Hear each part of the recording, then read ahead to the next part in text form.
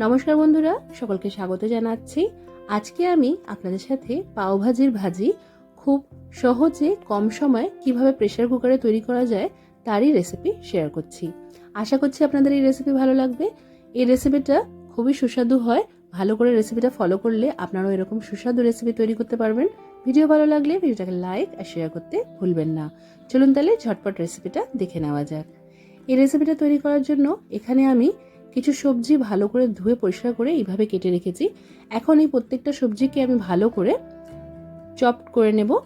এতে করে আমার সময়টাও কম লাগবে আর রান্নাটা খুব তাড়াতাড়ি হয়ে যাবে। এখানে দেখতেই পাচ্ছেন বিট, গাজর, ফুলকপি, বিনস এই সব কিছুকে আমি ভালো করে কুচিয়ে নিয়েছি।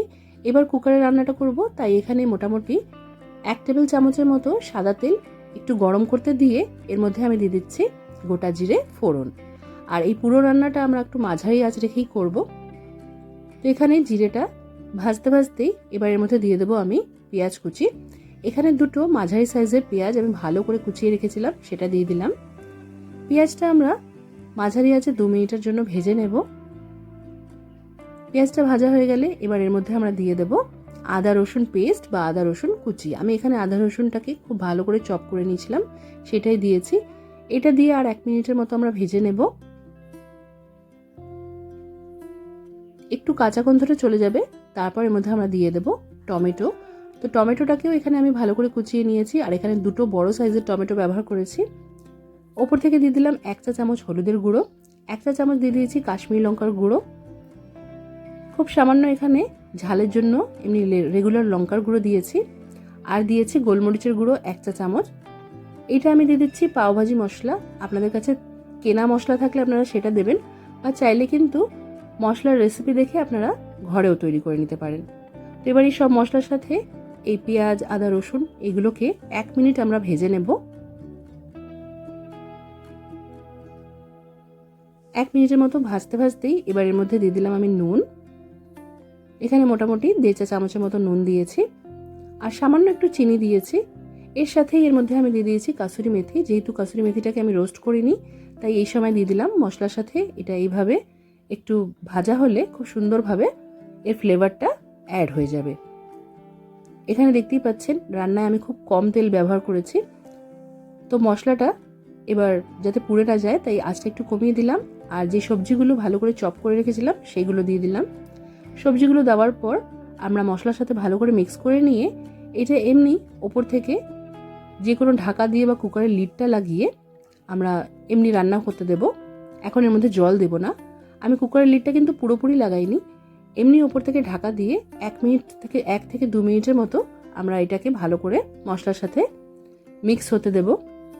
এতে করে সবজিটা কিছুটা নরম হয়ে যাবে আর মশলার ফ্লেভারটা এর মধ্যে তাড়াতাড়ি ঢুকে যাবে।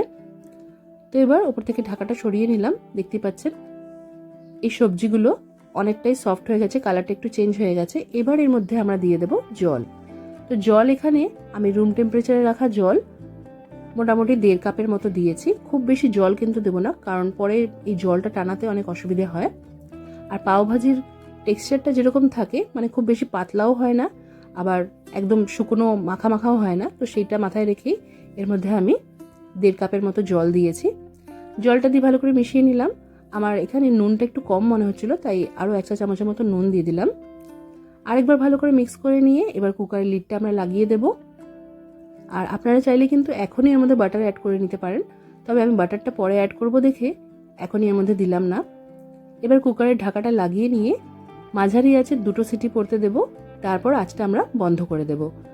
তারপর যখন পুরোপুরি প্রেশারটা বেরিয়ে যাবে তখন আমরা ঢাকাটা খুলে নেব। এখন প্রেশারটা বেরিয়ে গেছে, এবার আমি ঢাকাটা খুলে নিলাম। এবার একটা হাতার সাহায্যে বা ম্যাশারের সাহায্যে একটু ভালো করে এইভাবে মিক্স করে নিতে পারেন। আমি এখানে হাতার সাহায্যে এইভাবে মিক্স করে নিচ্ছি। এখন কিন্তু আমি ফ্লেমটা অন করিনি। এবার আমি ফ্লেমটা একটু অন করলাম।